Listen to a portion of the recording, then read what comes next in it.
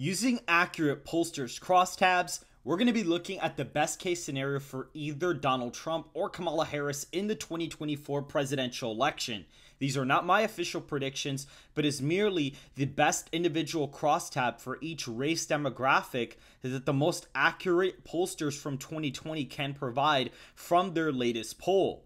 Looking at Donald Trump's best case scenario, he's absolutely destroying Kamala Harris in the Electoral College. She wins the popular vote by 12 points, which is actually a poll that Rasmussen did put out earlier this year, so it is within statistical viable range of all the polls that exist out there. And so in this scenario, Donald Trump is just winning the election with pretty big ease. I mean, he's just clearing Kamala Harris in this election. Now, do I think that would happen? Definitely not. I mean, it could have happened with Joe Biden. We were heading there. He was already down 7 points.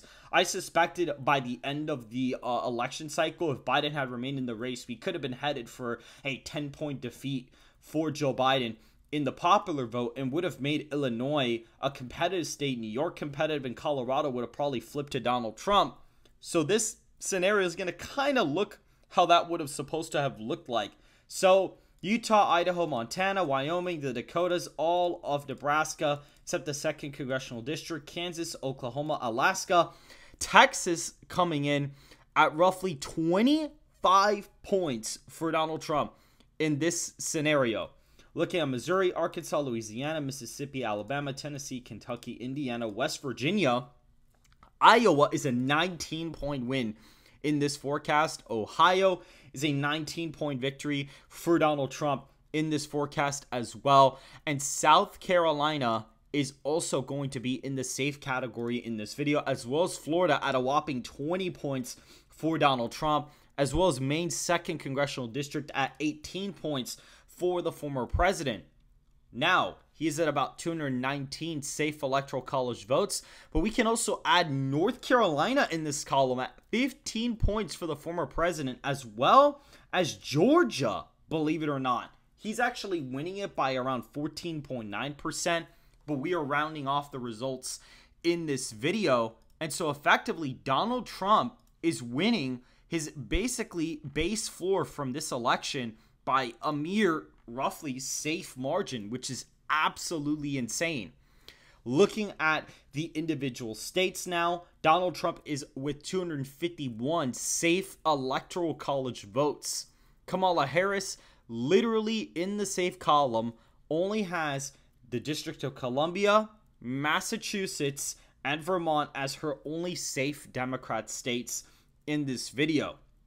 Wisconsin is in the likely Republican column according to the swingometer projection. As you can see right here, I actually just plugged in the best crosstabs for Donald Trump, and he has 390. When I do the same thing for Kamala Harris, she is actually at 349, and we'll get to her map afterwards just to show you guys that I'm not just making up these numbers.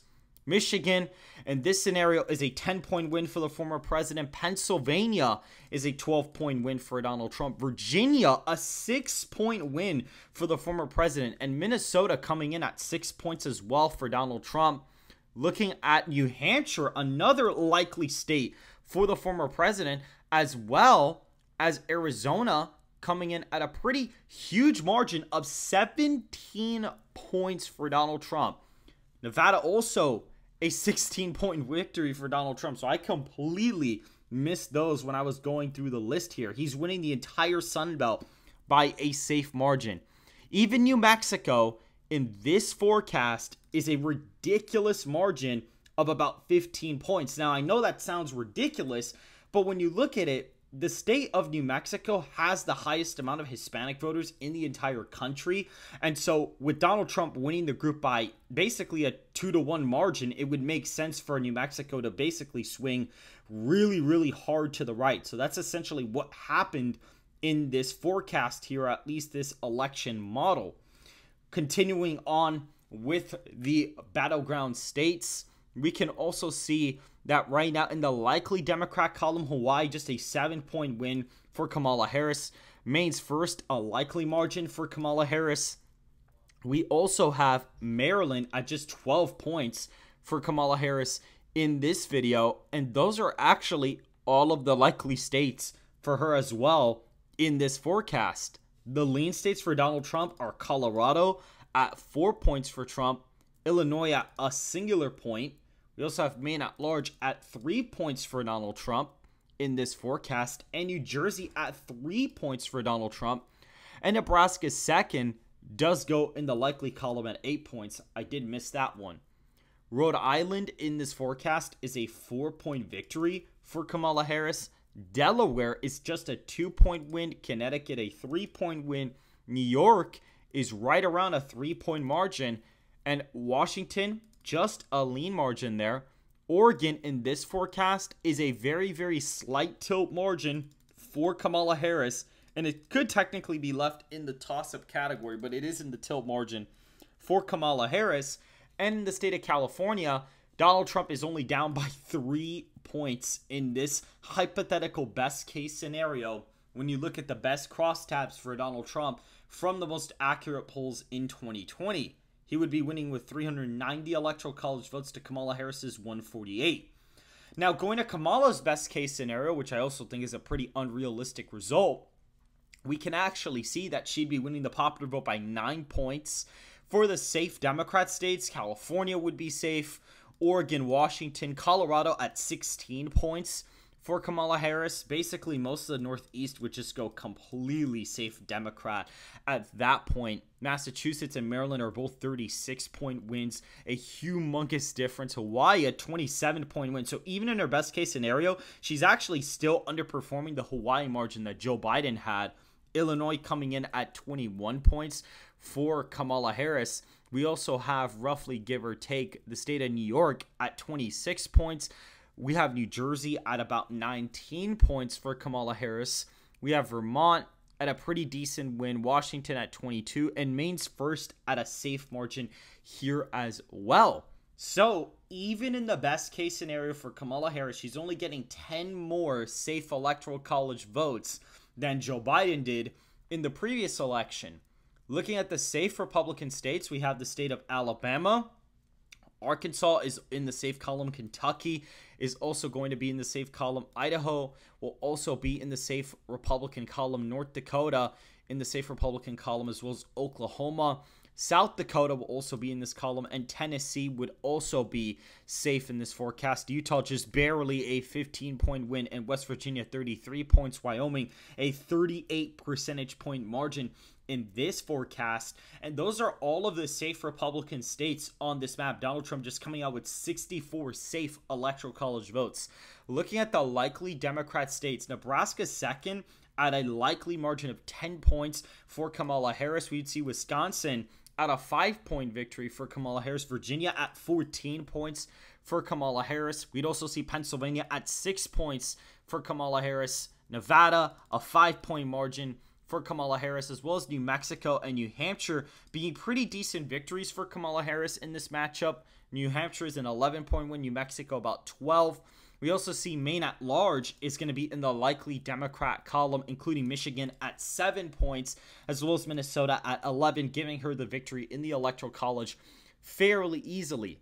Looking at the rest of the states, we will see Maine at large, 13 points for Kamala Harris. We will also see that Georgia is also in the likely Democrat column as well at 6 points for Kamala Harris. She would be doing exceptionally well with African Americans. She'd be getting 88% to Trump's 9%.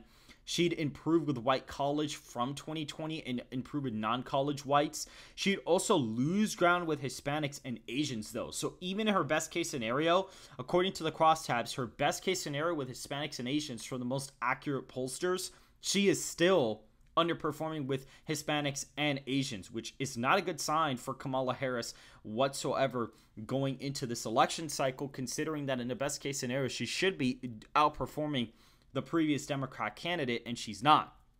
Nebraska's third. I actually did forget to fill that out in the safe column. However, we are going to be moving on to the likely Republican states. If we look at those, South Carolina, just a 6-point win for Donald Trump. Nebraska's first, a 10-point win for Donald Trump. We will see over here Montana 12 points, Mississippi 10 points, Missouri 10 points in this forecast. Louisiana just a 12-point win in this, as well as Kansas at about 10 points, Indiana at 11 points for Donald Trump in this video, as well as Alaska at just 8 points for Donald Trump, leaving a set of swing states available, with Nebraska also being a likely state of about just 14 points for Donald Trump. Looking at the lean Democrat states, Arizona a 4-point win for Kamala Harris here, and we also have North Carolina at 4 points for Kamala Harris. We see Iowa and Ohio are lean margins for Donald Trump. He wins them by 3 points each, as well as Texas at a 2-point win for Donald Trump, including Maine's 2nd congressional district, only wins it by 3 points as well. And the final state on the map, the final state, is the state of Florida, and according to this, Kamala Harris is narrowly eking out the state of Florida according to these crosstabs. It effectively is a toss-up. It still could go Republican. So imagine, Donald Trump's winning the popular vote by about 11, and he's doing this in the Electoral College. Kamala Harris is winning the popular vote by 9 here, and is barely winning Florida. I mean, if she wouldn't have won Florida, she'd still be getting 319. So it just goes to show that there is a bit of a discrepancy in the Electoral College winner and the popular vote winner as well. And so if you want to believe this, or if you want to believe this, would be the best case scenarios for both candidates going into 2024 based off the most accurate crosstab data from the most accurate pollsters in the 2020 presidential election. Make sure to go ahead and hit the like button and to subscribe if you want more content just like this. Make sure to go ahead and go to betonline.com, where you can bet on the presidential election, as well as where the states are going to go, the margins of the states, as well as the House of Representatives and the Senate elections. Make sure to go ahead and follow me on X in the description down below, and I will see you guys in the next video.